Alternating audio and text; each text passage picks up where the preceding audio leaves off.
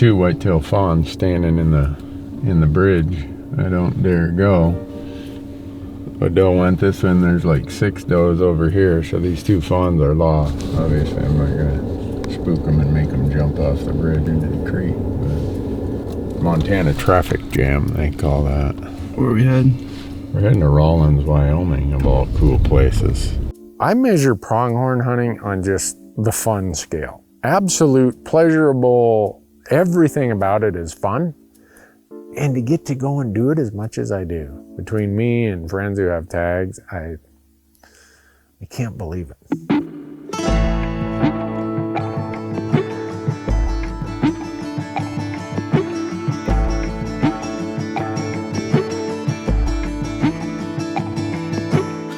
So in this hunt, the guy with me is Mason Payor. You want to go hunting this evening? Yeah, that's what we came to do. That's what I was hoping you were going to say. He's always talked about, someday if ever you're going to go do one of those Wyoming pronghorn hunts, count me in. Last couple years, Randy and I have been trying to sync up and find a time that we could come out here together. And this year it just happened to work out that I drew a tag. Mason and I both got here earlier than I thought. And so I said, what do you say we just drive out, go do some looking around? So in Wyoming, you either need to wear an orange vest or an orange hat. I don't have a tag, so I don't have to wear anything. I could be out here in my skivvies if I wanted to. Now, if you see Mason without an orange vest or an orange NOSLER hat, call the authorities. So I grew up hunting, me and my brother and my dad, following our dad through the woods pretty much from the time we were able to walk. And for me, hunting is just a great opportunity to get to see new places and spend time with friends, and just something I love to do. And so we came out here and we were seeing all kinds of bucks. Even bucks just standing on the side of the highway. And there's a really nice buck bedded facing away from us. But every buck facing away from you looks like a really nice buck. I need more information. You need more information? Yeah. All right. I need a closer look. Oh. Because he's not close yet. Okay. So let's get close. All right, let's figure out how to get close then. I have no idea how many bucks we saw on day one, but it was a lot. I think there's 4 of them now. Well, he got up. He's no longer bedded. The other bucks started coming in, and then they're fighting, and then the does are milling around, and then trying to remember which buck it was that you picked out. Now there's white dots running everywhere out there. I did not think they'd hightail it that quickly. Bucks were chasing each other and then took off and ran out of range. Look at this dude over here to our right. He's coming closer. He's coming to get a closer look. We ended up seeing bucks that we weren't interested in right away, but just knowing that what you're looking for is already there, that was pretty exciting. All right, still first day. We gotta shop a little bit. Yeah, for sure. And it kind of gave us the get our packs ready, get all of our stuff organized. Yeah. Routine. Yeah. Went and checked out some of the spots where in past trips, whether I've had this tag or I'm just driving through this unit, there's always bunches of bucks in this basin or this basin or that basin. Well, Mason is continuing to pick out pronghorn bobbing around out there in the low light. So tomorrow we're gonna get serious about it. Tomorrow we're gonna get coffee and donuts first thing. You drink coffee, Mason? Yeah. Okay.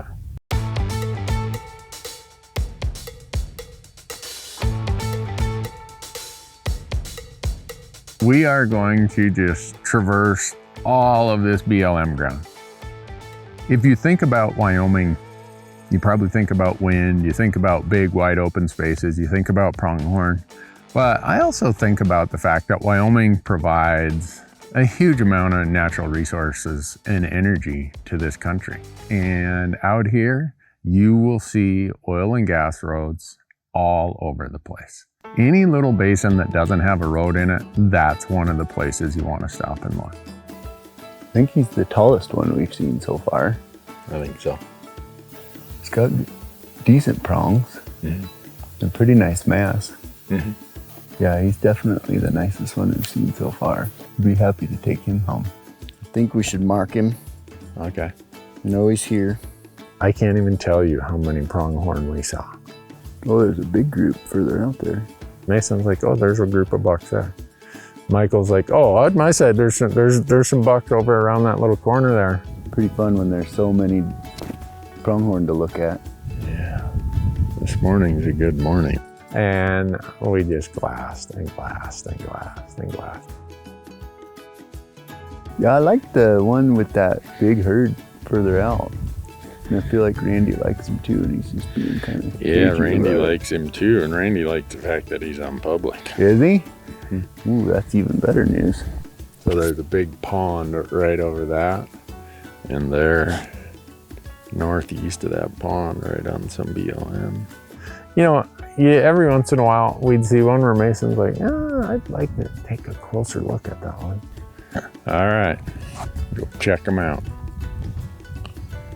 See if we got Big Hank on our hand there. It's a dry area, so if there's no water in the cattle tanks or in any of the storage reservoirs, it can be void of antelope. But if there is water, oh my gosh, antelope grow like weeds out there. Well, I like this guy at the water. He looks good. That's the heavy one. Look at him now. Here, he's walking along the edge of the pond. This 2% of the unit is one of the finer 2% pieces we've come across.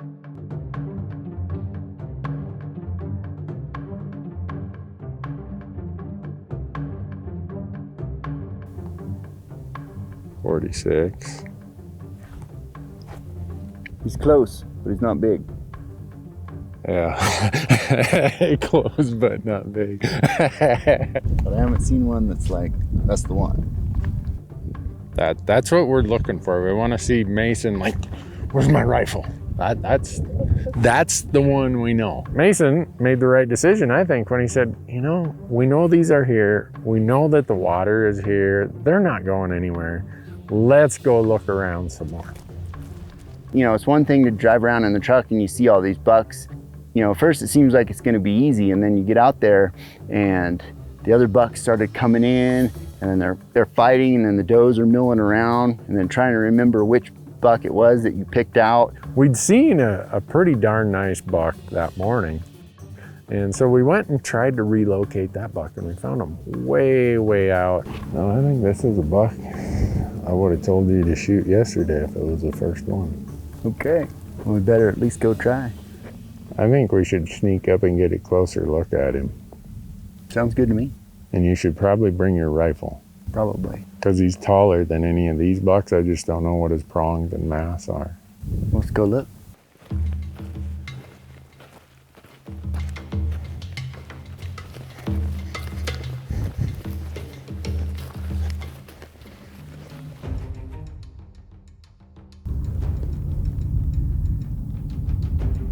All right, you on him, Michael? Yes, sir. Okay, he's in the does now. Yeah. And look, in this buck that we thought was a pretty good one from the right side, he was a good one. But on the left side, before he could hook over, he was broke, probably 1.5 inches. Mason. Yeah. He's broke on one side. Is he? Yeah. Left side is broke about 1 inch off, 1.5 inches. I hope I didn't talk him out of it, if that's the one he really wanted. But there was another buck that was running around there, and that buck was just nutso. That buck was not right. And he was running the small bucks off and chasing these does. Where it hooked, he broke off that much. Really? Yeah. Oh, wow. Sorry about that. No, that's okay.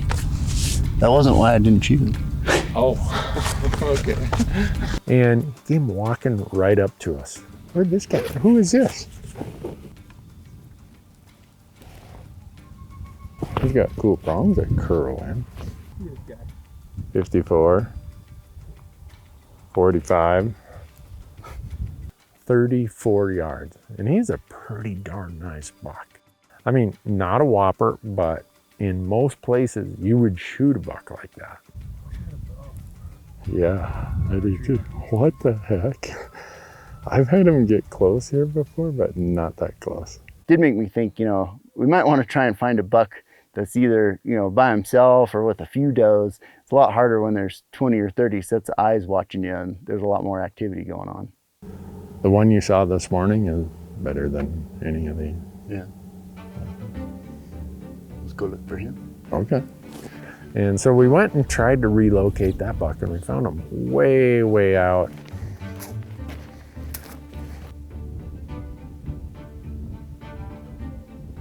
I think that might be him. Oh, that's public on the other side. Yeah. How would we get to him? See if this road is available to take. So we got to make this great big loop, probably oil and gas roads, I'd say an 8 or 10 mile loop. And now he's on one side of the fence on the BLM, but he's got a doe and a fawn on the private side, and he's just not leaving there.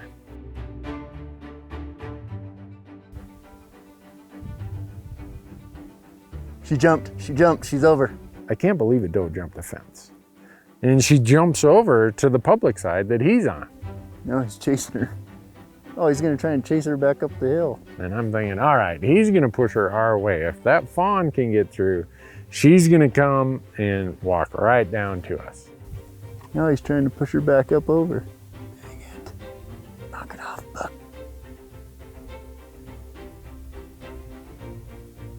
Oh, she jumped back over. And the buck, he's just like, no, man, that's not my turf, but I guess if you're gonna make me do it. So now they're on private, and it's like, well, cross that one off. This guy lucked out. Got away. But we know where he is, so we'll mark it on the map. Well, now we know the right road to come this side to look. To get in on the public. All right, let's load it up, I guess. Darn. Mason said, we kind of have that back pocket or shirt pocket area, kind of tucked away. What do you say we go back over to that water hole?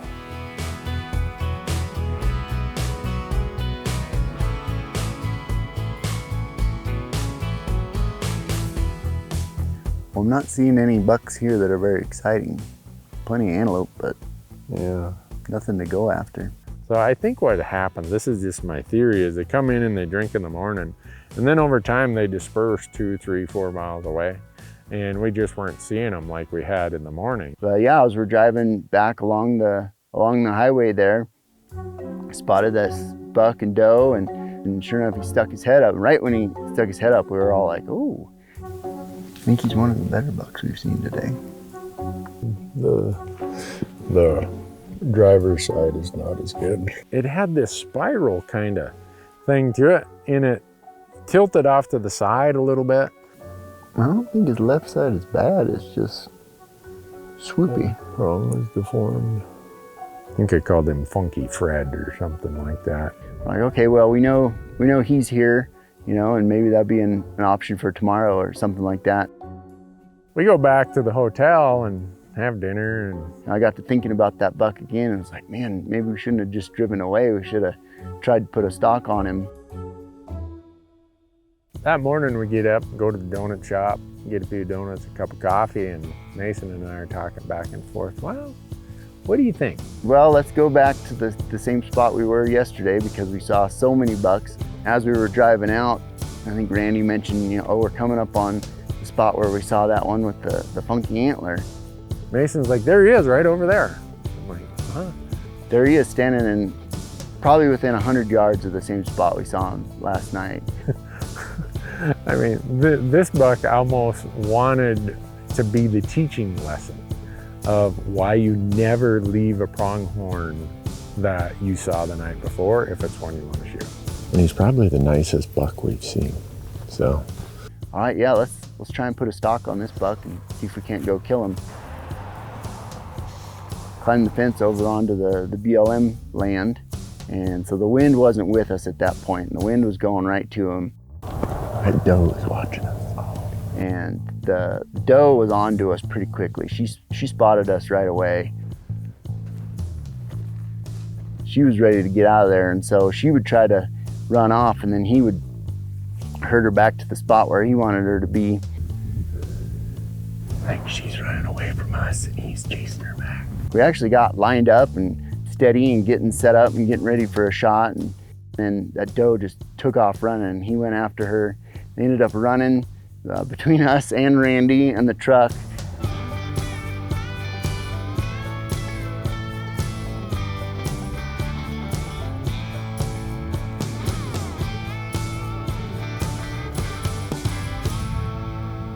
We made it over to private. Just when I got ready to. It wouldn't surprise me if they come burning right back here. Yeah. Because it's where they spend the night. I don't know if it'll be in 5 minutes or 5 hours. We sat there for about 5 or 6 minutes and we were watching, and we could see antelope moving around on the horizon up where they had gone. And then there was more than just them. Is that him up there? I think it might be him, yeah. Well, there's a road that cuts back to a bunch of BLM, like 3/4 of a mile right over there. Is it just the one buck up there? I saw one over here. I saw 2 over here and then another one over here. I saw several. So, yeah, let's go check it out. Here in Wyoming, it's checkerboard, right? Private, public, private, public, private, public. So as quick as the road goes through some private, we get to look, and there they are, that buck and all of his does and some younger bucks harassing him. Found him. Unfortunately, we found him on private. Look at all of them. They're just more and more and more. Okay. We ended up sitting there watching them for about 2 hours, just running around, just all kinds of rut activity, making scrapes, fighting with each other, young bucks coming in trying to steal does trying to run off. The whole time we're watching them, and we can see on the map that they're just inside the private. I'm thinking to myself, you gotta be kidding me. If they come over here to the left side, they're on BLM.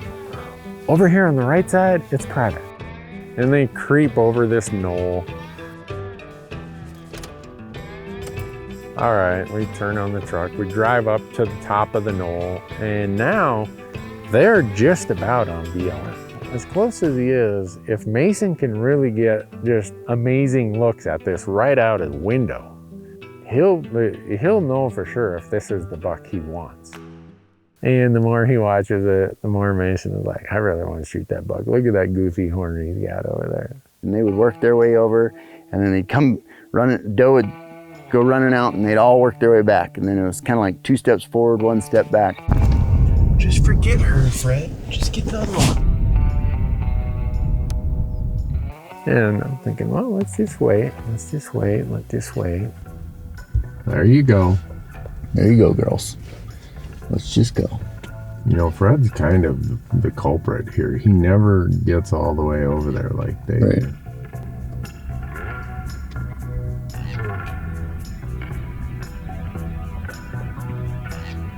Well, that's just great.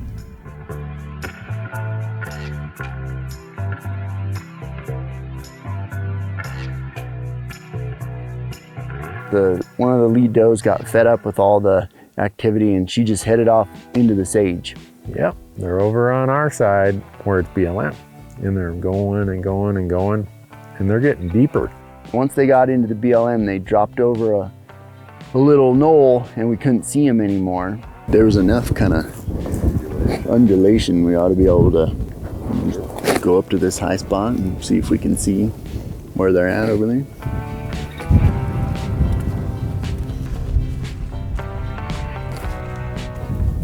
I think we'll just let them back down and go around. Come over. Yeah. Started heading out across the sage, and we'd gotten out there maybe just a couple 100 yards. In my mind, I'm convinced they're just right over the lip in front of us. And so we're just sneaking along. And as we're coming up towards this rim, you can see more and more of this bowl, and still no antelope. And it's like, man, they are going to be right there. We were going to be right on top of these antelope. And sure enough, took a few more steps and looked over, and I could see a fawn and a doe, just the tops of their heads poking up over the sage, and they were looking at me.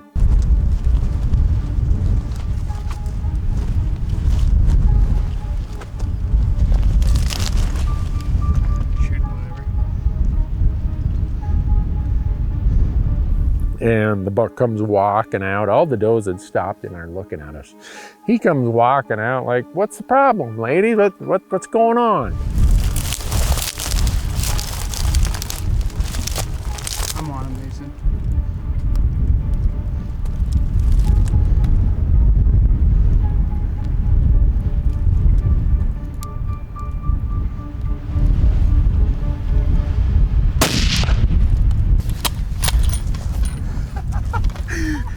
Down he went, so.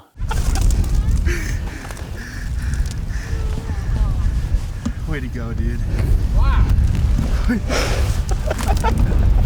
Yeah. Great job.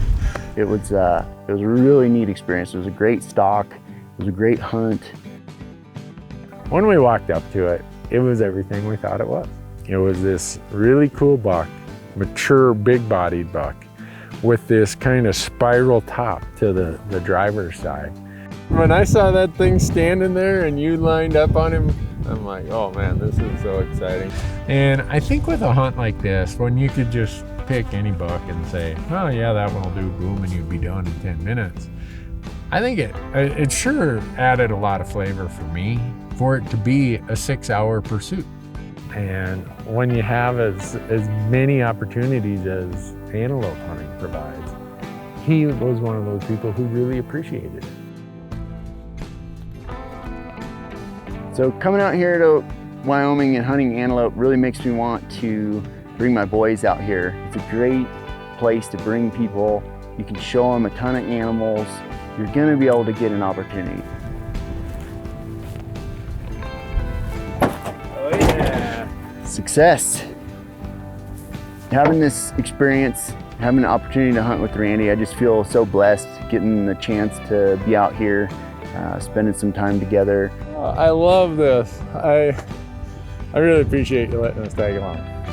It's my favorite thing to do. Oh, thank you. Thanks for all your help.